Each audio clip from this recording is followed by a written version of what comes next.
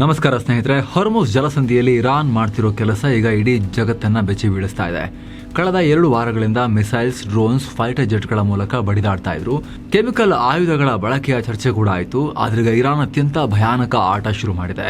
ಸಮುದ್ರದ ಆಳದಲ್ಲಿ ಗುಪ್ತವಾಗಿ ನೇವಲ್ ಮೈನ್ಸ್ ಹಾಕ್ತಾ ಇದ್ದಾರೆ. ಲ್ಯಾಂಡ್ ಮೈನ್ಸ್ ಕೇಳಿದಿರಲ್ಲ, ಕಾಲಿಟ್ಟೋರ್ ಡಮ್ ಅಂತಾರಲ್ಲ, ಆ ಥರ ಸಮುದ್ರದ ಆಳದಲ್ಲಿ ನೀರಡಿಲಿ ಹಾಕ್ತಾ ಇದ್ದಾರೆ ಹಡಗುಗಳನ್ನ ಬಲಿ ಪಡೆಯಕ್ಕೆ. ಜಾಗತಿಕ ರಕ್ಷಣೆಗೆ ದೊಡ್ಡ ಚಾಲೆಂಜ್ ಎದುರಾಗಿದೆ. ಈಗ ಅಮೆರಿಕದಂಥ ಪವರ್ಫುಲ್ ಕಂಟ್ರಿ ಕೂಡ ಇರಾನ್ನ ತಂತ್ರಗಾರಿಕೆಗೆ ಬೆಚ್ಚಿ ಬಿದ್ದಿದೆ. ಹಾಗಿದ್ರೆ ಏನಿದು ನೇವಲ್ ಮೈನ್ ಅಂದರೆ? ಇದನ್ನು ಇಟ್ಕೊಂಡು ಇರಾನ್ ಈ ಭಾಗವನ್ನು ಕುಣಿಸ್ತಿರೋದು ಹೇಗೆ? ಈ ಸಮುದ್ರದ ಅಡಿ ಕೂತಿರೋ ರಾಕ್ಷಸ ಯುದ್ಧ ಮುಗಿದ ಮೇಲೂ ಕೂಡ ತೊಂದರೆ ಕೊಡೋದು ಹೇಗೆ? ಬನ್ನಿ ಎಲ್ಲವನ್ನ ಕ್ವಿಕ್ ಆಗಿ ನೋಡ್ತಾ ಹೋಗೋಣ. ನೀವು ನೋಡ್ತಾ ಇದ್ದೀರಾ ಮಸ್ತ್ ಮಗ ಚಾನಲ್. ನಾನು ಅಮರ್ ಪ್ರಸಾದ್. ಅಮೆರಿಕಗೂ ದಿಗ್ಭ್ರಮೆ ಹುಟ್ಟಿಸಿದ ಅಸ್ತ್ರ ಏನಿದು ನೇವಲ್ ಮೈನ್. ಸ್ನೇಹಿತರೆ, ಶತ್ರು ಹಡಗು ಮತ್ತು ಸಬ್ಮರೀನ್ಗಳನ್ನು ಉಡಾಯಿಸೋಕೆ ಇವುಗಳನ್ನು ಬಳಸಲಾಗುತ್ತೆ. ನೇವಲ್ ಮೈನ್ಸ್ ಅನ್ನ ಇವು ಸಮುದ್ರದ ಒಳಗಡೆ ಯಾರಿಗೂ ಕಾಣದಂತೆ ಗುಪ್ತವಾಗಿ ಮಲಗಿರ್ತವೆ. ಹಾಗಂತ ಈ ರೀತಿ ಕೆಳಗಡೆ ಸ್ಫೋಟಕ ಇಡೋದು ಹೊಸ ವಿಚಾರ ಅಲ್ಲ. ಈ ಹಿಂದೆ ಇರಾನ್ ಇರಾಕ್ ಯುದ್ಧ ನಡೀತಾ ಇದ್ದಾಗ ಅಮೆರಿಕದ ಯುದ್ಧ ನೌಕೆಯನ್ನ ಇರಾನ್ ಟಾರ್ಗೆಟ್ ಮಾಡಿತ್ತು. ಇರಾನ್ ಹಾಕಿದ್ದ ಇದೇ ರೀತಿಯ ಒಂದು ಮೈನ್ಗೆ USS ಸ್ಯಾಮ್ಯುಯಲ್ ಬಿ ರಾಬರ್ಟ್ಸ್ ಹಡಗು ಡಿಕ್ಕಿ ಹೊಡೆದಿತ್ತು. ಆ ಹಡಗಿನ ತಳಭಾಗ ಸಂಪೂರ್ಣ ಒಡೆದು ಹಡಗು ಮುಳುಗೋ ಹಂತಕ್ಕೆ ಹೋಗಿತ್ತು. ಮಿಲಿಯನ್ ಗಟ್ಟಲೆ ಡಾಲರ್ ಲಾಸ್ ಆಗಿತ್ತು. ಇದರ ಸೇಡ್ ತೀರಿಸಿಕೊಳ್ಳೋಕೆ ಅಮೆರಿಕ ಆಪರೇಷನ್ ಪ್ರೇಯಿಂಗ್ ಮ್ಯಾಂಟಿಸ್ ಅನ್ನೋ ಭಾರಿ ಕಾರ್ಯಾಚರಣೆ ಮಾಡಿತ್ತು. ಇರಾನ್ನ ಅರ್ಧ ನೌಕಾಪಡೆಯನ್ನ ಧ್ವಂಸ ಮಾಡಿ ಹಾಕಿತ್ತು. ಆಗ 2ನೇ ಮಹಾಯುದ್ಧ ನಂತರ ಅಮೆರಿಕ ನಡೆಸಿದ ಅತಿ ದೊಡ್ಡ ನೌಕಾ ಕದನ ಅದು. ಈಗ ಇರಾನ್ ಮತ್ತೆ ಅದೇ ಹೆಜ್ಜೆಯನ್ನ ಇಡ್ತಾ ಇದೆ. ಅದೇ ಅಪಾಯಕಾರಿ ಆಟಕ್ಕೆ ಮುಂದಾಗಿದೆ. ಇಲ್ಲಿ ಇರಾನ್ನ ಈ ಸ್ಟ್ರಾಟಜಿ ಯಾಕೆ ಪ್ರಾಮುಖ್ಯತೆ ಪಡ್ಕೊಳ್ಳುತ್ತೆ ಅಂದ್ರೆ, ಎಲ್ಲೋ ಪ್ಯಾಸಿಫಿಕ್ ಸಾಗರದ ಮೂಲೆಯಲ್ಲಿ ಒಂದಷ್ಟು ಹಾಕ ಬಂದ್ರೆ ಅದರಿಂದ ಜಗತ್ತಿನ ಆರ್ಥಿಕತೆ ಮುಳುಗೆ ಹೋಗುತ್ತೆ ಅಂತ ಕೂಡಲೇ ಹೇಳಕ್ಕಾಗಲ್ಲ. ಅದ್ರ ಮೇಲೆ ಯಾರಾದ್ರೂ ಹಡಗು ಹೋದ್ರೆ ಅವಾಗ ಡ್ಯಾಮೇಜ್ ಆಗ್ಬಹುದು. ಆದ್ರೆ ಹೊರ್ಮುಜ್ ಜಲಸಂಧಿ ಹಾಗಲ್ವಲ್ಲ. ಇಲ್ಲಿ ಹೊರ್ಮುಜ್ ಜಲಸಂಧಿಯಲ್ಲಿ ಹಾಕ್ತಿರೋದಲ್ವೇ ಇವರು ಅತ್ಯಂತ ಕಿರಿದಾಗಿರೋ ಜಾಗದಲ್ಲಿ. ನಿಮಗೆಲ್ಲ ನಾವು ಹೇಳಿದ್ವಿ, ಅತ್ಯಂತ ಇಕ್ಕಟ್ಟಿನ ಸಂಧಿ ಪ್ರದೇಶದಲ್ಲಿ ಹೊರ್ಮುಜ್ ಸ್ಟ್ರೇಟ್ ನ ಕಿರಿದಾದ ಜಾಗದಲ್ಲಿ ಇರೋದೇ 6 ಕಿಲೋಮೀಟರ್ ಹಡಗುಗಳಿಗೆ ಹೋಗಕ್ಕೆ. ಅದರಲ್ಲಿ 2 ಕಿಲೋಮೀಟರ್ ಹೋಗಕ್ಕೆ, 2 ಕಿಲೋಮೀಟರ್ ಬರಕ್ಕೆ, ಮಧ್ಯದಲ್ಲಿ 2 ಕಿಲೋಮೀಟರ್ ಬಫರ್ ಅಂತ ಹೇಳಿ. ಆ ಜಾಗದಲ್ಲಿ ಸ್ಫೋಟಕಗಳನ್ನ ಹಾಕಿದ್ರೆ ಬರಲೇಬೇಕು. ಒಂಥರ ರೈಲ್ವೆ ಟ್ರ್ಯಾಕ್ ಮೇಲೆ ಇಲ್ಲಿ ಬಂದೇ ಬರುತ್ತೆ ಅನ್ನೋ ಗ್ಯಾರಂಟಿ ಇರುತ್ತಲ್ಲ, ಆ ತರ ಅಲ್ಲಿ ಇವರು ಸ್ಫೋಟಕಗಳನ್ನ ಹಾಕ್ತಾ ಇದ್ದಾರೆ ಇರಾನ್ ಅವರು ಅನ್ನೋದು ಈಗ ದೊಡ್ಡ ಕೋಲಾಹಲಕ್ಕೆ ಕಾರಣ ಆಗ್ತಿದೆ. ಸ್ನೇಹಿತರೆ, ಜಗತ್ತಿನ 20% ಕಚ್ಚಾ ತೈಲ ಈ ಸಣ್ಣ ಸಂಧಿ ಮೂಲಕ ಹೊರಗೆ ಬರಬೇಕು. ವರ್ಷಕ್ಕೆ 30,000 ಹಡಗುಗಳು ಇಲ್ಲಿ ಮೂವ್ ಆಗಬೇಕು. ಇಲ್ಲಿ ಕೇವಲ ಒಂದೇ ಒಂದು ಹಡಗು ಡ್ಯಾಮೇಜ್ ಆದ್ರೂ ಕೂಡ ಉಳಿದ ಯಾವ ದೇಶದ ಹಡಗುಗಳು ಇಲ್ಲಿ ಬರಕ್ ಇಷ್ಟಪಡೋದಿಲ್ಲ. ಯಾವ ಕಂಪನಿ ಕೂಡ ಹಡಗನ್ನ ಮೂವ್ ಮಾಡಲ್ಲ. ಭಯದಿಂದ ಇಡೀ ವ್ಯಾಪಾರ ಸ್ತಬ್ಧ ಆಗುತ್ತೆ. ಹೀಗಾಗಿನೇ ಇರಾನ್ನ ಈ ಆಟವನ್ನ ಡೇಂಜರಸ್ ಗೇಮ್ ಅಂತ ಜಗತ್ತು ಕರೀತಾ ಇದೆ. ನೀವು ಕೇಳ್ಬೋದು, ಅರೆ ಲಕ್ಷಾಂತರ ಟನ್ ತೂಕ ಇರೋ ಉಕ್ಕಿನಿಂದ ಮಾಡಿರೋ ಬೃಹತ್ ಕಾರ್ಗೋ ಹಡಗುಗಳು ಒಂದೇ ಒಂದು ಸ್ಫೋಟಕ್ಕೆ ಮುಳುಗ್ ಹೋಗ್ಬಿಡ್ತಾವ ಅಂತ. ಇಲ್ಲೇ ನಾವು ನೋಡ್ಬೇಕಾಗಿರೋದು ಆ ಸೈಂಟಿಫಿಕ್ ಫಿನಾಮಿನನ್. ಇದನ್ನ ದಿ ಬಬಲ್ ಎಫೆಕ್ಟ್ ಅಂತ ಕರೀತಾರೆ. ಸ್ನೇಹಿತರೆ, ಸ್ಫೋಟಕ ಬರೀ ತೂತು ಮಾತ್ರ ಮಾಡಲ್ಲ, ಇಡೀ ಹಡಗನ್ನೇ ನಡು ಮಧ್ಯದಲ್ಲಿ ಮುರಿದು ಹಾಕುತ್ತೆ. ಇದು ಹೇಗೆ ವರ್ಕ್ ಆಗುತ್ತೆ ಅಂತ ಎಕ್ಸ್ಪ್ಲೈನ್ ಮಾಡ್ತೀವಿ. ಮೊದಲಿಗೆ ಹಡಗು ಸ್ಫೋಟಕ ಇಟ್ಟಿರೋ ಜಾಗದ ಮೇಲೆ ಬಂದ ತಕ್ಷಣ ಸಮುದ್ರದ ಅಡಿಯಲ್ಲಿದ್ದ ಆ ರಾಕ್ಷಸ ಸ್ಫೋಟಗೊಳ್ಳುತ್ತೆ. ಇದರಿಂದ ಸೆಕೆಂಡ್ಗೆ 1500 ಮೀಟರ್ ವೇಗದಲ್ಲಿ ಭಾರಿ ಶಾಕ್ ವೇವ್ಸ್ ಜನರೇಟ್ ಆಗ್ತವೆ. ಜೊತೆಗೆ ಸ್ಫೋಟಕ ಇದ್ದ ಜಾಗದಲ್ಲಿ ಮರುಕ್ಷಣವೇ ಸೂಪರ್ ಹೀಟೆಡ್ ಗ್ಯಾಸ್ ತುಂಬಿದ ಒಂದು ಬೃಹತ್ ಗುಳ್ಳೆ ತಯಾರಾಗುತ್ತೆ. ಆ ಗುಳ್ಳೆ 10ರಿಂದ 20 ಮೀಟರ್ನಷ್ಟು ಅಗಲವಾಗಿ ಭಾರಿ ವೇಗದಲ್ಲಿ ಹಿಗ್ಗತ್ತೆ. ಇದು ನೇರವಾಗಿ ಹಡಗಿನ ತಳಭಾಗಕ್ಕೆ ಬಡಿದು ಇಡೀ ಹಡಗನ್ನೇ ಮೇಲಕ್ಕೆ ಎತ್ತು ಬಿಡುತ್ತೆ. ಕೂಡಲೇ ಸುತ್ತಲಿನ ನೀರಿನ ಭಾರಿ ಒತ್ತಡದಿಂದಾಗಿ ಆ ಗ್ಯಾಸ್ ಗುಳ್ಳೆ ಬಬಲ್ ಒಡೆದು ಹೋಗುತ್ತೆ. ಆಗ ಅಲ್ಲೊಂದು ಖಾಲಿ ಜಾಗ ಕ್ರಿಯೇಟ್ ಆಗುತ್ತಲ್ಲ, ಅಲ್ಲಿಗೆ ನೀರು ಅಪ್ಪಳಿಸುತ್ತೆ. ಆಗ ಮೇಲಕ್ಕೆ ಎತ್ತಲ್ಪಟ್ಟಿದ್ದ ಹಡಗು ದಿಢೀರನೆ ಕೆಳಕ್ಕೆ ಕುಸಿಯುತ್ತೆ. ಈ ರೀತಿ ಹಡಗು ಸೆಕೆಂಡುಗಳ ಅಂತರದಲ್ಲಿ ಮೇಲಕ್ಕೆ ಬಾಗಿ ಮತ್ತೆ ಕೆಳಕ್ಕೆ ಬಾಗೋದ್ರಿಂದ ಉಕ್ಕಿನ ಹಡಗಿನ ಮಧ್ಯಭಾಗ ಭಾರಿ ಸ್ಟ್ರೆಸ್ಗೆ ಒಳಗಾಗುತ್ತೆ. ಇದನ್ನ ಮಿಲಿಟರಿ ಭಾಷೆಯಲ್ಲಿ ಗ್ಲೋಬಲ್ ಹಲ್ ಗರ್ಡರ್ ಫೇಲ್ಯೂರ್ ಅಂತ ಕರೀತಾರೆ. ಹಡಗಿನ ಬೆನ್ನೆಲುಬಾದ ಕೀಲ್ ಕಟ್ಟಾಗಿ ಇಡೀ ಹಡಗು ಭಾಗವಾಗಿ ಹೋಗುತ್ತೆ. ಹೀಗಾಗಿ ಕೆಲವು ನಿಮಿಷದಲ್ಲಿ ಬೃಹತ್ ಹಡಗುಗಳು ನಾಶ ಆಗ್ಬಿಡ್ತವೆ. ಹಾಗೆ ನೋಡಿದ್ರೆ ಈ ಸ್ಫೋಟಕಗಳು ಒಂದೇ ತರ ಇರೋದಿಲ್ಲ, 3 ಟೈಪ್ಸ್ ಅಲ್ಲಿ ಇರ್ತವೆ. ಅವು ಒಂದಕ್ಕಿಂತ ಒಂದು ಭಯಾನಕ. ಮೊದಲನೇದು ಕಾಂಟ್ಯಾಕ್ಟ್ ಮೈನ್ಸ್. ಇವು ಸಮುದ್ರದ ಕೆಳಗಡೆ ಒಂದು ಕೇಬಲ್ ಮೂಲಕ ಕಟ್ಟಿರ್ತಾರೆ. ನೀರಿನ ಮೇಲ್ಮೈಗಿಂತ 3ರಿಂದ 15 ಮೀಟರ್ ಕೆಳಗಡೆ ಇವು ತೇಲ್ತಿರ್ತಾವೆ ಬಂದು. ನೀವು ಸ್ಕ್ರೀನ್ ನಲ್ಲೂ ಕೂಡ ನೋಡ್ತಾ ಇದ್ದೀರಾ. ಈ ತರ ಯಾವ್ದಾದ್ರು ಹಡಗು ಬಂದು ಇವಕ್ಕೆ ತಾಗಿದ್ರೆ ಮುಗ್ದೇ ಹೋಯ್ತು. ಇದರ ಮೇಲ್ಭಾಗದಲ್ಲಿ ಹರ್ಡ್ಸ್ ಹಾರ್ನ್ಸ್ ಅನ್ನೋ ಸಣ್ಣ ಕೊಂಬುಗಳಿರ್ತವೆ. ಹಡಗು ಆ ಕೊಂಬಿಗೆ ತಾಗಿದ ಕೂಡಲೇ ಮೈಕ್ರೋ ಸೆಕೆಂಡ್ಸ್ ನಲ್ಲಿ 100 kgಯಷ್ಟು ಸ್ಫೋಟಕ ಸಿಡಿದು ದೊಡ್ಡ ಜಲಪ್ರಳಯ ಆ ಹಡಗಿನ ಕೆಳಗಡೆ ಸೃಷ್ಟಿಯಾಗುತ್ತೆ. ಎರಡನೇದು ಇನ್ಫ್ಲೂಯೆನ್ಸ್ ಮೈನ್ಸ್. ಇದು ಅತ್ಯಂತ ಅಡ್ವಾನ್ಸ್ಡ್ ಮತ್ತು ಅಪಾಯಕಾರಿ. ಹಡಗಿದಕ್ಕೆ ಡಿಕ್ಕಿ ಹೊಡಿಬೇಕು ಅಂತಿಲ್ಲ. ಇದು ಸಮುದ್ರದ ಕೆಳಗಡೆ ಕುಳಿತು ಹಡಗಿನ ಸಿಗ್ನೇಚರ್ ಕ್ಯಾಚ್ ಮಾಡ್ತಿರುತ್ತೆ. ಹಡಗಿನ ಸಿಗ್ನೇಚರ್ ಸಿಕ್ಕ ತಕ್ಷಣ ಆಟೋಮ್ಯಾಟಿಕಲಿ ಸ್ಫೋಟ ಆಗ್ಬಿಡುತ್ತೆ. ಇದನ್ನ 3 ಟೆಕ್ನಾಲಜಿ ಮೇಲೆ ಡಿಸೈನ್ ಮಾಡಿರ್ತಾರೆ. ಮೊದಲನೇದು ಮ್ಯಾಗ್ನೆಟಿಕ್ ಸೆನ್ಸಾರ್ಸ್, ಅಂದ್ರೆ ಬೃಹತ್ ಸ್ಟೀಲ್ ಹಡಗುಗಳು ನೀರಿನಲ್ಲಿ ಚಲಿಸುವಾಗ ಭೂಮಿಯ ಮ್ಯಾಗ್ನೆಟಿಕ್ ಫೀಲ್ಡ್ ನಲ್ಲಿ ಬದಲಾವಣೆ ಆಗುತ್ತೆ, ಇದನ್ನ ಇವು ಸೆನ್ಸ್ ಮಾಡ್ತವೆ. ಎರಡನೇದು ಅಕೌಸ್ಟಿಕ್ ಸೆನ್ಸಾರ್ಸ್, ಹಡಗಿನ ಪ್ರೊಪೆಲ್ಲರ್ ಅಥವಾ ಎಂಜಿನ್ ನ ಸೌಂಡ್ ವೇವ್ಸ್ ನ ಅನಲೈಸ್ ಮಾಡಿ ದೊಡ್ಡ ಹಡಗೆ ಬಂದಿದೆ ಅಂತ ಕನ್ಫರ್ಮ್ ಆದ್ಮೇಲೆ ಡಮ್ ಅನ್ನತ್ತೆ.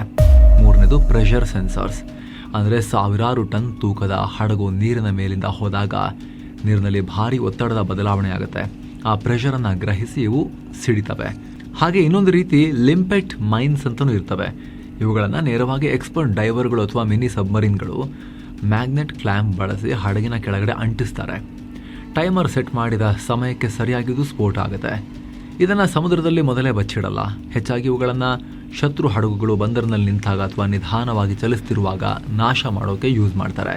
ಇಂಥ ಭೀಕರ ಅಸ್ತ್ರವನ್ನೇ ಇರಾನ್ ಈಗ ಹಾರ್ಮುಜ್ ಜಲಸಂಧಿಯಲ್ಲಿ ಪ್ರಯೋಗ ಮಾಡ್ತಿದೆ.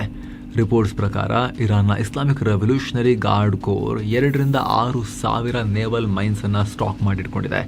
ಇದರಲ್ಲಿ ರಷ್ಯಾದ ಟೆಕ್ನಾಲಜಿಯನ್ನು ಕಾಪಿ ಮಾಡಿರೋ ಸಡಾಫ್ ಮತ್ತು ಸ್ಮಾರ್ಟ್ ಸೆನ್ಸಾರ್ಸ್ ಇರೋ ಮಹಮ್ ಸೀರೀಸ್ನ ಸ್ಫೋಟಕಗಳು ಕೂಡ ಇವೆ. ಈಗ ಆಲ್ರೆಡಿ 100 ಸ್ಫೋಟಕಗಳನ್ನು ಇರಾನ್ ಹಾರ್ಮುಜ್ ಸ್ಟ್ರೇಟ್ನಲ್ಲಿ ಪ್ಲಾಂಟ್ ಮಾಡಿ ಆಗಿದೆ ಅನ್ನೋ ಇಂಟೆಲಿಜೆನ್ಸ್ ರಿಪೋರ್ಟ್ ಕೂಡ ಬಂದಿವೆ. ಅದಕ್ಕೆ ಟ್ರಂಪ್ ಕೂಗಾಡ್ತಿರೋದು, ಮೈನ್ಸ್ ಹಾಕಿದ್ರೆ ಸರಿ ಇರೋದಿಲ್ಲ, ಒಂದು ಹಡಗಿಗೆ ಏನಾದರೂ ಸುಮ್ಮನೆ ಬಿಡೋದಿಲ್ಲ, ಆ ಮಿಸ್ಟೇಕ್ ಮಾಡಬೇಡಿ, ಈ ಕೂಡಲೇ ಅದೆಲ್ಲ ತೆಗೀರಿ ಅಂತ ನಾನು ನಿಮಗೆ ಹೇಳ್ತಾ ಇದ್ದೀನಿ ಅಂತ ಹೇಳಿ ಇರಾನ್ಗೆ ಟ್ರಂಪ್ ಎಚ್ಚರಿಕೆ ಕೊಟ್ಟಿದ್ದಾರೆ. ಇಲ್ಲಿ ನೀವು ಪ್ರಶ್ನೆ ಕೇಳ್ಬೋದು, ಇರಾನ್ ಅವರು ಆ ರೀತಿ ಅದನ್ನು ಬಿತ್ತನೆ ಮಾಡೋ ಟೈಮ್ನಲ್ಲಿ ತಡಿಲಿಕ್ಕೆ ಆಗಲಿಲ್ವಾ, ಅದನ್ನು ಪತ್ತೆ ಹಚ್ಚಕ್ಕಾಗಲ್ವಾ ಅಂತ. ಸ್ನೇಹಿತರೆ, ಇದು ಅಷ್ಟು ಸುಲಭದ ಕೆಲಸ ಅಲ್ಲ. ಈ ಸ್ಫೋಟಕಗಳನ್ನು ನೇವಲ್ ಮೈನ್ಸನ್ನು ಸಮುದ್ರದಲ್ಲಿ ನಾಟಿ ಮಾಡೋದು. ದೊಡ್ಡ ದೊಡ್ಡ ಯುದ್ಧ ನೌಕೆ ಬಳಸಿದ್ರೆ ಅಮೆರಿಕದ ರಡಾರ್ಗಳಿಗೆ ಸುಲಭವಾಗಿ ಸಿಕ್ಕಿ ಬೀಳ್ತಾವೆ ಇವು. ಹೀಗಾಗಿ IRGC ಒಂದಷ್ಟು ಮಾಸ್ಟರ್ ಪ್ಲಾನ್ ಮಾಡ್ಕೊಂಡಿದೆ. ಅದೇನೋ ಅಂತ ನಿಮಗೆ ಎಕ್ಸ್ಪ್ಲೇನ್ ಮಾಡ್ತೇವೆ. ಅದಕ್ಕೂ ಮುನ್ನ ಸ್ನೇಹಿತರೆ, ನಿಮಗೇನಾದರೂ ಕಾಶಿ, ಅಯೋಧ್ಯೆ, ರಾಮ ಮಂದಿರ ದರ್ಶನ ಮಾಡಬೇಕು ಅಂತಿದ್ರೆ 7 ಸ್ಯಾಂಡ್ಸ್ನ ಈ ಪ್ಯಾಕೇಜ್ ನಿಮಗಾಗಿ ಕಾಲ್ ಮಾಡಿ ಆಸಕ್ತರು ಹೋಗಿ ಬರ್ಬೋದು. ಈಗ ನಾವು ಟಾಪಿಕಲ್ಲಿ ಕಂಟಿನ್ಯೂ ಮಾಡೋಣ. ಸ್ನೇಹಿತರೆ, ಇರಾನ್ ಈ ಕೆಲಸಕ್ಕೆ ಸಣ್ಣ ಸಣ್ಣ ಫಾಸ್ಟ್ ಅಟ್ಯಾಕ್ ಕ್ರಾಫ್ಟ್ಸ್, ಅಂದರೆ ಗಂಟೆಗೆ 40-50 ನಾಟ್ಸ್ ವೇಗದಲ್ಲಿ ಹೋಗೋ ಸ್ಪೀಡ್ ಬೋಟ್ಸನ್ನು ಬಳಸ್ತಾ ಇದೆ.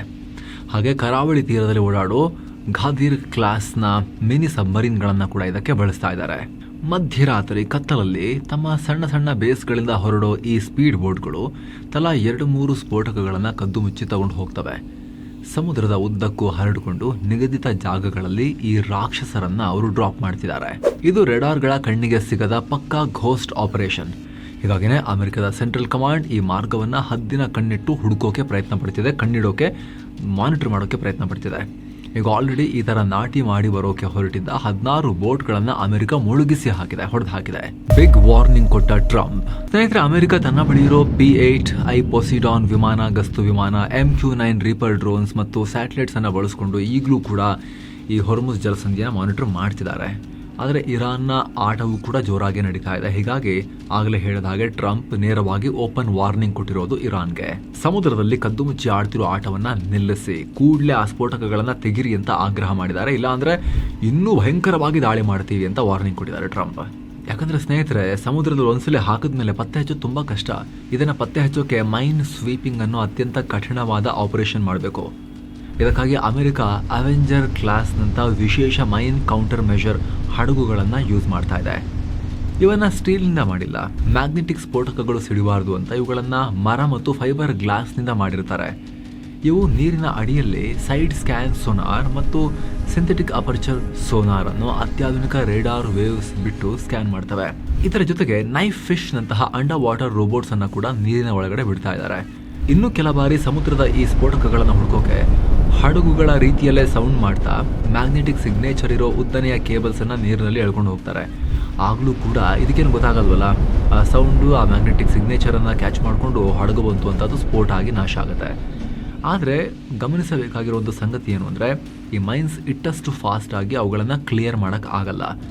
ಸ್ಲೋ ಪ್ರಕ್ರಿಯೆ ಇದು. ಒಂದು ಸಣ್ಣ ತಪ್ಪಾದರೂ ಕೂಡ ಇದನ್ನು ಹುಡುಕಬೇಕಾದ್ರೆ ಭಾರಿ ಅನಾಹುತ ಆಗುತ್ತೆ. ಮಿಸ್ಕ್ಯಾಲ್ಕುಲೇಷನ್ ಆದರೆ ಯುದ್ಧ ಮುಗಿದ್ರೂ ಕಾದಿದೆ ಆಪತ್ತು. ಸ್ನೇಹಿತರ, ಕ್ಷಿಪಣಿಗಳು ತಾವು ಗುರಿಯಿಟ್ಟ ಜಾಗಕ್ಕೆ ಹೋಗಿ ಬೀಳ್ತವೆ, ಸ್ವಲ್ಪ ಆ ಕಡೆ ಈ ಕಡೆ ಆಗ್ಬೋದು.